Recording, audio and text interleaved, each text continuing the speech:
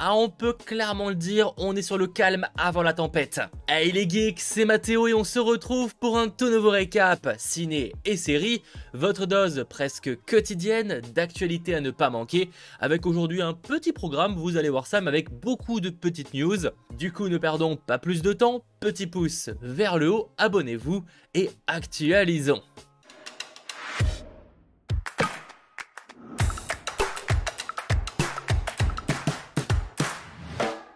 Bon, on commence les choses calmement en parlant de la série The Last of Us, donc en préparation pour HBO depuis maintenant déjà quelques temps. On a appris que Merle Dandridge rejoint le casting déjà composé de Pedro Pascal, Bella Ramsey ou encore Gabrielle Luna. Elle va jouer Marlene, un rôle qu'elle connaît assez bien puisqu'elle incarne déjà le perso dans les deux jeux The Last of Us. C'est d'ailleurs la première fois pour l'instant que la série recrute directement dans les jeux. C'est plutôt une bonne nouvelle. Pour rappel, Marlene est un personnage à la tête d'un mouvement de résistance luttant pour la liberté. Le tournage de la série est prévu logiquement cette année pour une sortie, c'est moi qui le suppose, en 2022 sur HBO.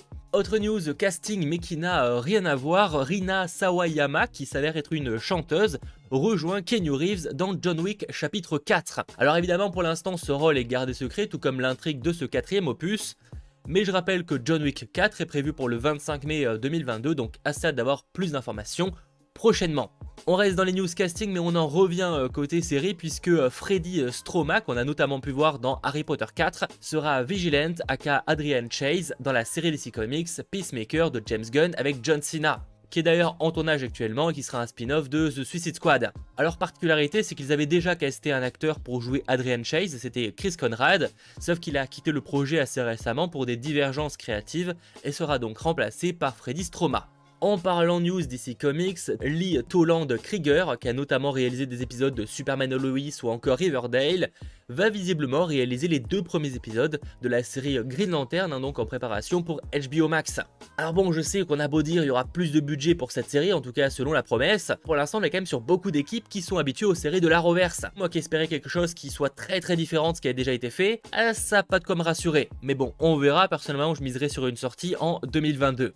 Pour enchaîner les news, là on a parlé de DC Comics, je vous propose de parler un petit peu de Marvel avec une news mine de rien assez étonnante mais plutôt cool, puisque Danai Gurira reviendra en tant que Okoye. Alors déjà elle est confirmée au casting de Black Panther Wakanda Forever, donc le second opus prévu en 2022, là-dessus rien de surprenant.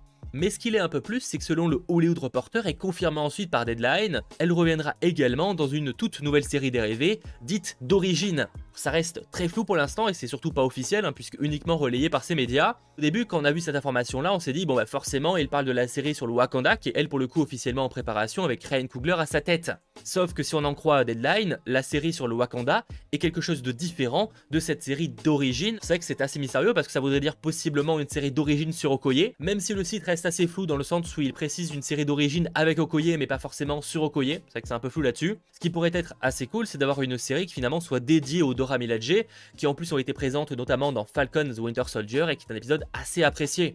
Honnêtement, je ne serais pas très étonné que cet épisode en question, justement, ait été un moyen un peu pour Marvel Studios de jauger le public, voir s'il serait intéressé d'en voir plus concernant les Dora Milaje, en plus du film évidemment qui est en préparation. En vrai, pourquoi pas, évidemment en attendant d'avoir plus d'informations peut-être officielles à ce sujet, mais n'hésitez pas à me faire vos retours en commentaire.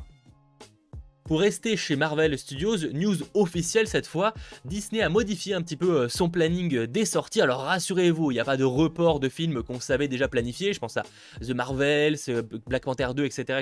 Il y avait bel et bien un film Marvel sans titre qui était planifié pour le 7 octobre 2022, date américaine. Bon, plus les choses avançaient, moins on y croyait, un film à cette date-là. C'est pourquoi le studio l'a reporté un an après, au 6 octobre 2023. Personnellement, ça reste ma supposition, mais on peut imaginer que cette date-là était gardée pour le film Blade, et comme je vous l'ai annoncé il y a maintenant quelques semaines dans une breaking news, son tournage a été reporté de plusieurs mois, ce qui peut laisser supposer une sortie donc en 2023 pour cette production, qui prendrait un peu plus son temps avec Mahershala Ali dans le rôle principal, et qui n'a toujours pas de réalisateur, même si apparemment Marvel Studios le recherche activement. Pour résumer, en 2022, sans trop de surprise, on aura donc Doctor Strange 2, Thor 4, Black Panther, Wakanda Forever ou encore The Marvels, pour évidemment ne citer que les productions de Marvel Studios. Justement, qui arrive en 2022, on a donc le tournage de Doctor Strange 2 qui s'est terminé maintenant quelques temps, d'ailleurs assez fort parce qu'il n'y a eu aucune image du tournage qui a fuité. C'est maintenant le cas de Thor 4, donc Thor Love and Thunder, qui termine son tournage, c'est officiel. Chris Hemsworth l'a annoncé sur Instagram. Pour rappel, le film est planifié pour le 4 mai 2022, donc dans un peu moins d'un an, patience, mais le tournage est terminé, hâte d'avoir plus d'infos. Même si en général, au début de la post-prod, c'est le moment où on a le moins d'infos possible. Bon, après lui, contrairement à Doctor Strange 2, on a eu masse d'infos et masse de révélations.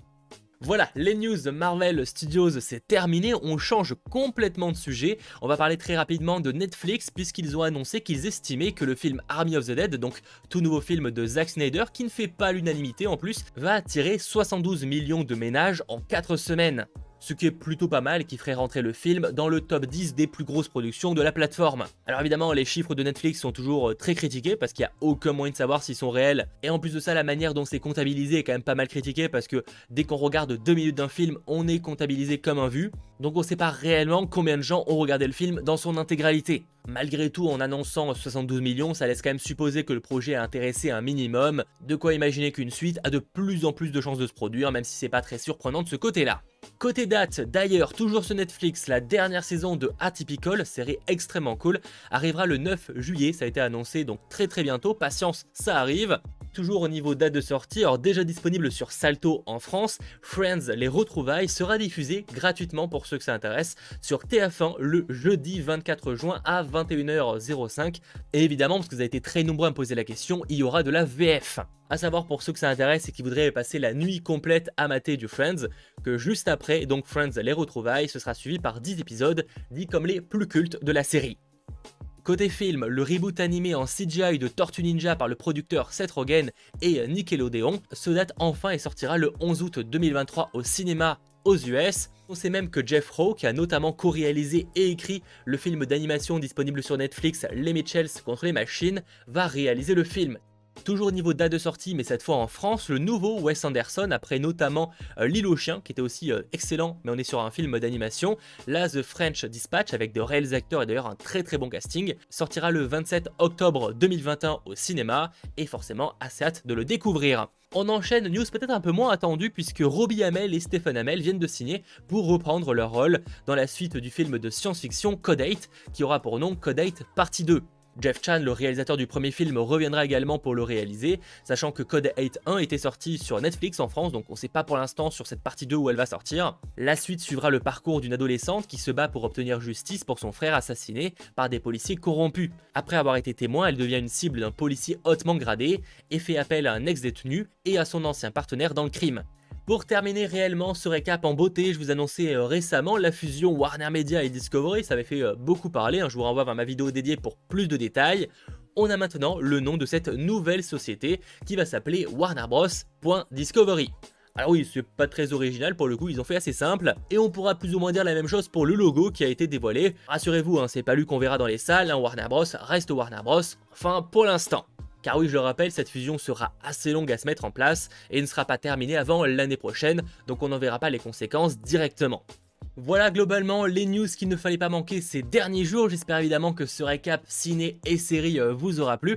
Si c'est le cas, n'hésitez pas à lâcher le petit pouce vers le haut, à vous abonner. J'en profite pour remercier les différents sponsors de la chaîne. Alors j'ai beaucoup de retard parce que c'est vrai qu'il y a un peu moins de récap ces derniers temps, mais merci beaucoup à Carlotta qui est donc super geek depuis maintenant quelques semaines. Donc comme je vous le disais, c'est vrai qu'il y a un peu moins de vidéos ces derniers temps, mais rassurez-vous, on est vraiment sur le calme avant la tempête parce que déjà niveau jeux vidéo, ça va être la folie à partir du 10 juin prochain, mais également avec l'événement Netflix, il y a plein de choses qui arrivent, il y a plein de films, plein de vidéos que je suis en train de préparer, donc je m'avance un peu et j'en profite. Bref, passez une très bonne journée et à très vite. C'était votre geek Mathéo, ciao tout le monde.